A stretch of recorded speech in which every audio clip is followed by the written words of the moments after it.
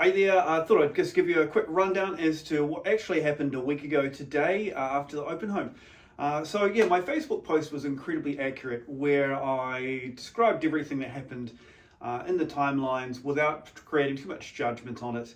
And that's where things kind of got taken and elaborated on, you could say. So I finished off my open home. It was around about 12 o'clock last Sunday. The guy drove past and I'm thinking, oh, he's probably missed the open home. Said, sorry, I'm going to have to tell him, no, you missed out. He slowed down, went past, wound his window down, saw a child in the back, and he said, look, there's actually a domestic happening down the road. The guy's got a knife. I'm not going to get out of the car. So, okay, I'll take a look. Finish packing up, U-turn round, drive down. It was far enough away down the road that I wouldn't have noticed.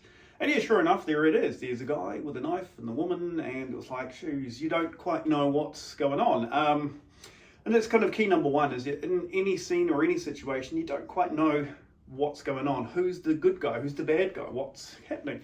We make assumptions and we get confirmation bias, and that confirmation bias ignores other information and so forth. So it's trying to remain as neutral as possible in the mind. So they are on the driveway and I stand on the footpath. I'm trying to communicate with them and nothing's happening. So here's me thinking, I'm going to take a photo. Why take a photo? Two reasons. Well, probably three really. But first of all is that in these particular kinds of moments, you don't remember stuff. I know I'm going to talk to the police later and they're going to ask me what he looked like. I'm going to say, I don't remember. I don't remember. What were they wearing? I don't remember. Because what happens is you zoom in and focus on the weapon. So take a photo, number one. This is so I can look at this later, I can hand it on to the police and we can talk about it that way. And I can look at it and go, oh, he's wearing a black hoodie and he was in black track pants with a logo on the leg, etc. I know this now. Second thing is to actually say, if force was required or somebody did get injured and the knife disappeared, there was proof that it was on scene. So that was my 2 points on that. Later on, when I did end up posting it, I was posting it to my own personal Facebook page to explain to my friends and family kind of what had gone on, because I'd told half stories to people and I never expected somebody to share that off to the community page, and it sort of turned into what it did. I've since actually locked my profile just so that doesn't happen anymore. But so anyway, it's trying to communicate, don't know what's going on. They all it is that she's saying she wants the knife, she wants to leave. He's saying no fucking way. That's basically what's going on. He's not aggressive towards me. He's holding the knife behind, and I'm trying to think, how do I get this knife off scene? That's it. I've got a busy day. I'm trying to work out how to get this knife out of the way. Now, a lot of the articles and things are saying I disarmed. That's not the case. As my Facebook post indicated, I worked on a very well-timed fumble.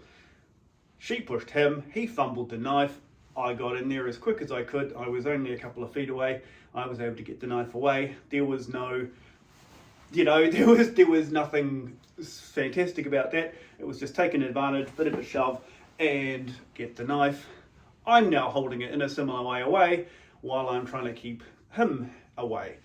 And there was a moment where I'm thinking something might happen here, but then it didn't, and it passed, and that was okay. They're now both wanting the knife, and it's like, we've got to get it off scene. So thankfully the guy in the car, he was still there, he was waiting, and I just go over to him across the road and say, take this away. That's it. So who was the bad guy? Who was the good guy? I don't know. Bottom line is, nobody communicated with me about what was going on. If she was in fact self-harming and he took it away from her, good on him. That's fantastic.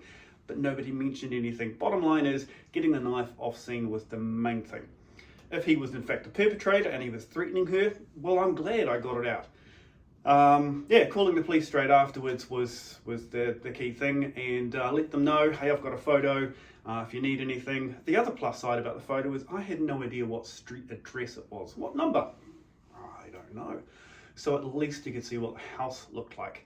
Again, the police weren't interested in that, but in this, they did investigate from my understanding. I haven't heard from them, but they did investigate, and life went on. So that's it. My main key thing on that is domestic violence is bad no matter who instigates it. Second thing is the bystander effect is a terrible thing. It really annoys the absolute shit out of me. People choosing not to do something intentionally when something's going on, or they pretend that something's not their business. Whereas I'm not suggesting everybody go in and get involved and get into a life-threatening situation. I'm suggesting you do something. Even if it is actually call police or do something there, there were probably so many people that drove past that did nothing. So that was the key thing. I think that's pretty much it. So yes, okay, avoid confirmation bias where you're trying to find everything to back up your story, and try and minimize the bystander effect where people do nothing until one person takes effect. Oh yes, the one last thing was about the Zen state, which has gone off into so many different scenarios, which I never ever said. There is a mindset, there is a Japanese term called Mushin, state of my mind. But what I was trying to explain was, there's a term called frame. It's an NLP term called frame. And if you are in your own frame, then you are grounded and calm. If you can go into a storm of a situation and remain in your frame, then you remain calm. What I'm basically saying here is that it didn't panic, didn't go, shit, and freak out or whatever. I could hear in the background from the guy in the car saying, hey mate, dude, step back, be careful, it's not worth it, and I'm sort of, yep, cool, got that.